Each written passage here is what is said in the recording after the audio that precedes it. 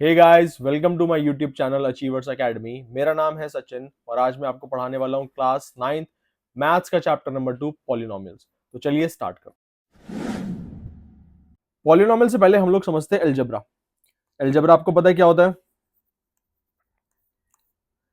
या algebraic expressions की बात करें हम लोग 6th क्लास में 7th क्लास में हमने सीखा था इस तरीके से इक्वेशन बनाना। ऐसे लिखा होता था उसमें question 7 times x added to 4 gives 9, है ना। तो इसको हम लोग क्या करते थे, इस तरीके से लिखते थे 7x प्लस 4 इक्वल्स टू 9, है ना। ऐसे लिखते थे। यही है हमारी एक एल्जेब्राइक इक्वेशन। इसी को क्या बोलते हैं, एल्जेब्राइक इक्वेशन बोलते हैं। एल्जेब्रा क्या है, algebra is a branch of maths where we express the terms using a alphabet. और इस अल्फाबेट को क्या बोलते हैं हम लोग, वेरिएबल। क्या बोलते हैं, वेरिएबल, है ना। हम लोग अल्फाबेट्स का इस्तेमाल करते हैं कोई इक्वेशन राइट करने के लिए। कोई भी हम लोग वेरिएबल यूज कर सकते हैं, अल्फाबेट यूज कर सकते हैं। इन अल्फाबेट्स को बोला जाता है वेरिएबल। क्या बोला जाता है इनको, वेरिएबल। अब इस वेरिएबल के साथ जो ये 7 मल्टीप्लाई हो रहा है, इसको बोला जाता है इसी का कोएफिशिएंट। क्या बोला जाता है, कोएफिशिएंट। किसका कोएफिशिएंट है ये, एक्स का, coefficient of x.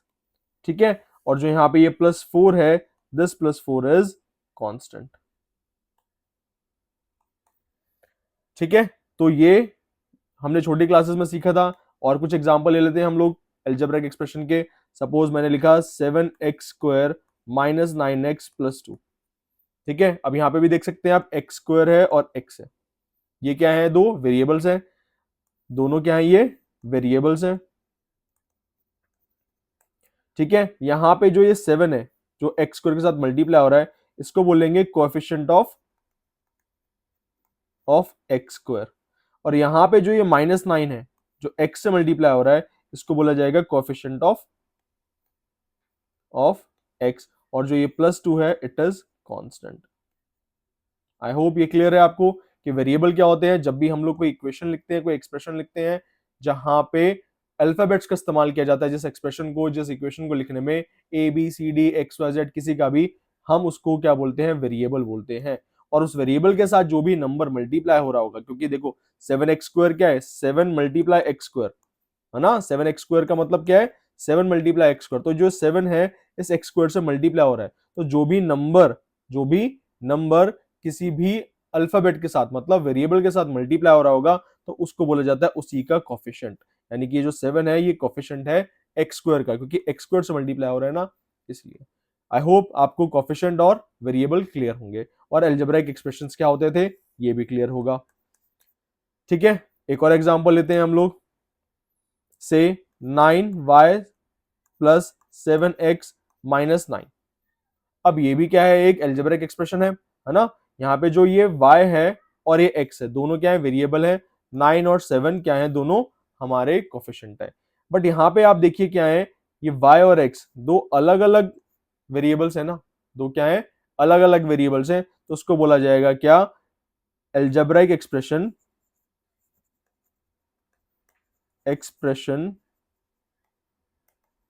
In two variables.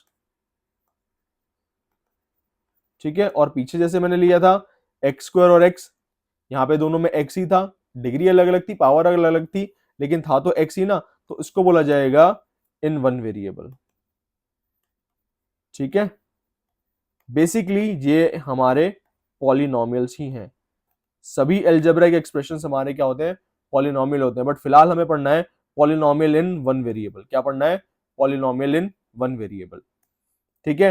ये भी अलजेब्रिक एक्सप्रेशन था, हम इसको भी बोल सकते हैं it is also a polynomial. लेकिन कितने वेरिएबल्स में, in two variables. Polynomial expression in two variables, या हम लोग सिंपली लिख सकते हैं polynomial in two variables. Clear है आपको ये।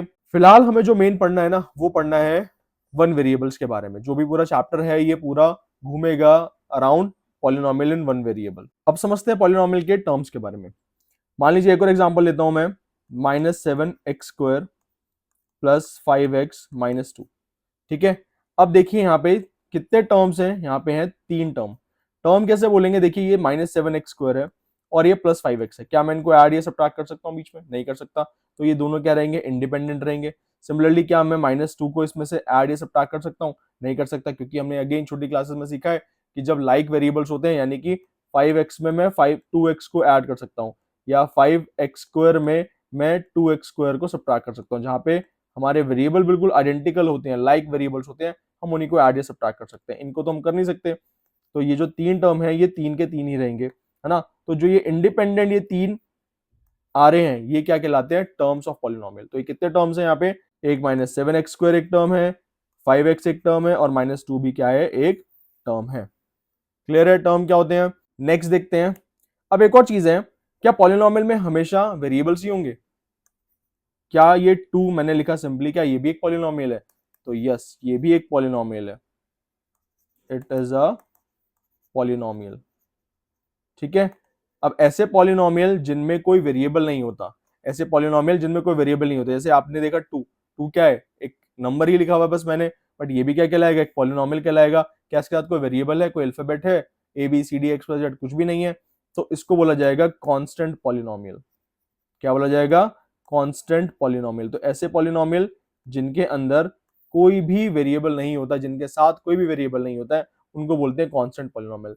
-5 भी क्या है, एक कांस्टेंट पॉलिनोमियल है। -7 ले लीजिए, 9 ले लीजिए, 100 ले लीजिए, they all are simply numbers, integers. तो ये सब के सब क्या कहलाएंगे, कांस्टेंट पॉलिनोमियल कहलाएंगे। क्या 0 भी एक पॉलिनोमियल है? यस, ये एक पॉलिनोमियल तो है, बट इसको एक और हम लोग स्पेशल नाम दे देते हैं, इसको बोलते हैं हम लोग जीरो पॉलिनोमियल। क्या बोलते हैं, zero polynomial. It is also a constant polynomial, but इसका एक स्पेशल नाम है क्या, जीरो पॉलिनोमियल। आई होप ये क्लियर है आपको।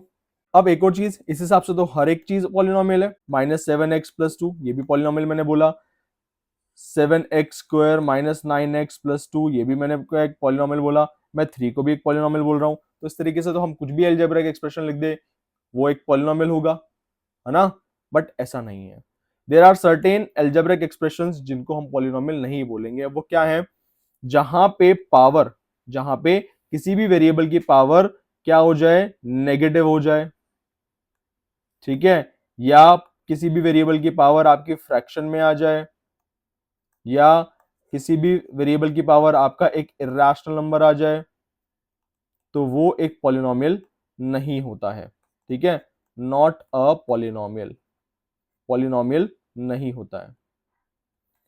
सिंपल भाषा में समझे तो जो भी वेरिएबल है ना, वेरिएबल की पावर हमेशा एक होल नंबर होनी चाहिए।